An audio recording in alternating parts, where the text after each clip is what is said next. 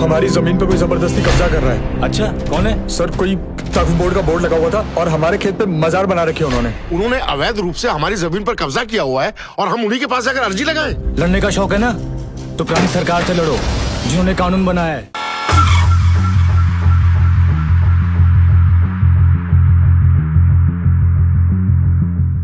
नमस्कार, आप देख रहे हैं एनएमएफ न्यूज और आपके साथ मैं हूं नम्रता चौधरी।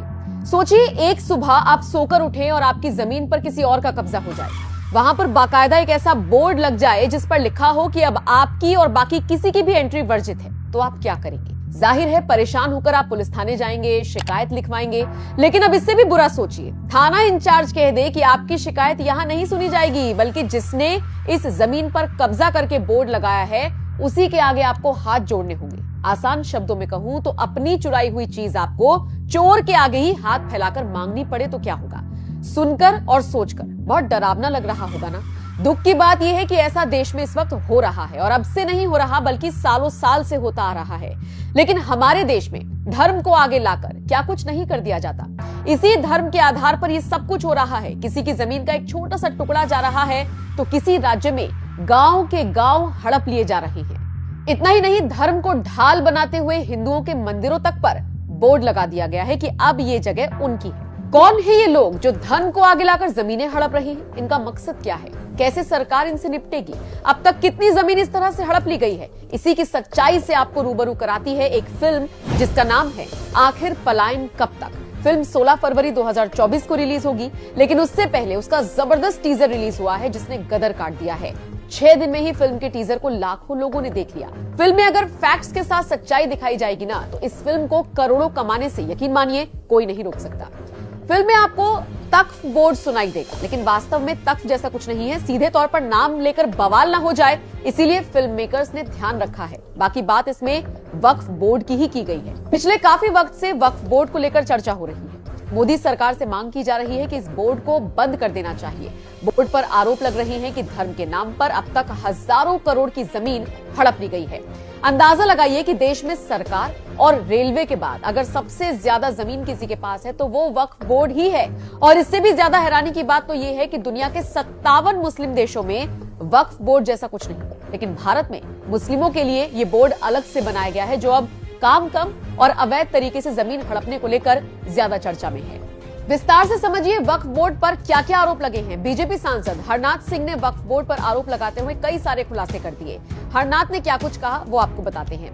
वक्फ बोर्ड की ताकत यह है कि अगर बोर्ड के मेंबर या कार्याधिकारी किसी भी संपत्ति को बोल देंगे कि ये उनकी संपत्ति है, तो बोर्ड को ये साबित करने की भी जरूरत नहीं पड़ेगी कि ये जमीन उनकी है या नहीं। जिस शख्स की वो जमीन थी उसे साबित करने के लिए चक्कर काटने पड़ेंगे। वक्फ बोर्ड कानून कहता है कि उसके फैसले को किसी भी अदालत में चुनौती नहीं दी जा सकती, फिर चाहे वो सुप्रीम कोर्ट ही क्यों ना हो।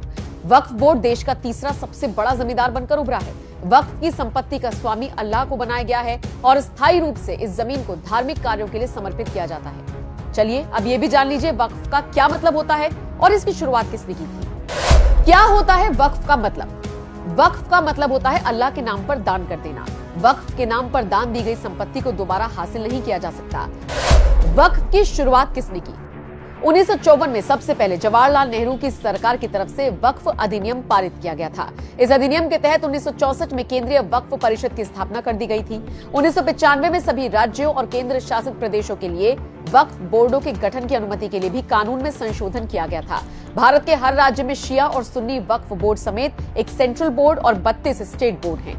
वक्फ बोर्ड इतना ताकतवर है कि किसी भी धरोहर, इमारत या जमीन को अपनी संपत्ति घोषित कर सकता है। तमिलनाडु, तेलंगाना और गुजरात समेत कई राज्यों में तो वक्फ बोर्ड ने गांव के गांव हड़प लिए हैं। वक्फ बोर्ड किसी की संपत्ति हड़पने के बाद उसे जानकारी तक नहीं देता। मालिक को पता तब लगता है जब वहां पर या तो बोर्ड लग जाता है या फिर वो उसे बेचने निकलता है। वक्फ बोर्ड ने ताजमहल, गुजरात में रेलवे की जमीन, काशी विश्वनाथ मंदिर समेत कई संपत्तियों पर अपना दावा ठोक रखा है। मतलब सोचकर देखिए, बोर्ड का गठन किसने किया, कब किया और किसके लिए किया, और इसका किस तरह से इस्तेमाल हो रहा है। आपकी जानकारी के लिए बता दें, वक्फ बोर्ड के पास इस वक्त 8,509 संपत्तियां हैं जो 8 लाख एकड़ से ज्यादा की जमीन पर फैली हुई हैं। अगर इसका सही से इस्तेमाल किया जाए तो मुस्लिम पक्ष को बहुत फायदा हो सकता है, लेकिन इससे इतर ऐसा होता नहीं। बात करें अब अगर फिल्म आखिर पलायन कब तक की, तो इसमें इसी काली सच्चाई को दिखाया गया है जिस पर बात करने से अक्सर बड़े बड़े दिग्गज बचते हैं। फिल्म के मेकर्स ने इतने सेंसिटिव सब्जेक्ट को लेकर फिल्म बनाने की हिम्मत की तो आपका भी फर्ज बनता है कि फिल्म देखने थिएटर जरूर जाएं और सच्चाई से रूबरू हों। अगर आपने अब तक इसका टीजर नहीं देखा है तो डिस्क्रिप्शन में लिंक दे दिया है, यूट्यूब पर जाकर इसे आप जरूर देखें। बाकी आप इस खबर पर क्या राय रखते हैं कमेंट करके बताना नहीं। हमारी जमीन पे कोई जबरदस्ती कब्जा कर रहा है। अच्छा कौन है? सर कोई वक्फ बोर्ड का बोर्ड लगा हुआ था और हमारे खेत पे मजार बना रखी है उन्होंने। उन्होंने अवैध रूप से हमारी जमीन पर कब्जा किया हुआ है और हम उन्हीं के पास जाकर अर्जी लगाएं। लड़ने का शौक है ना, तो पुरानी सरकार से लड़ो जिन्होंने कानून बनाया है। और आपका तो एक जमीन का टुकड़ा है। तमिलनाडु में 20 गांव की जमीन और 1500 साल पुराना जो मंदिर है ना, वो भी इसी तख्फ ने हथियार रखा है। तेरा भगवान अलग, तेरा अल्लाह अलग, तीसरे का कोर्ट अलग। क्या चल रहा है ये? तमाशा चल रहा है। इंसान को उसकी जड़ों से अलग कर दो, उसको खदेड़ दो, बर्बाद कर दो उसको।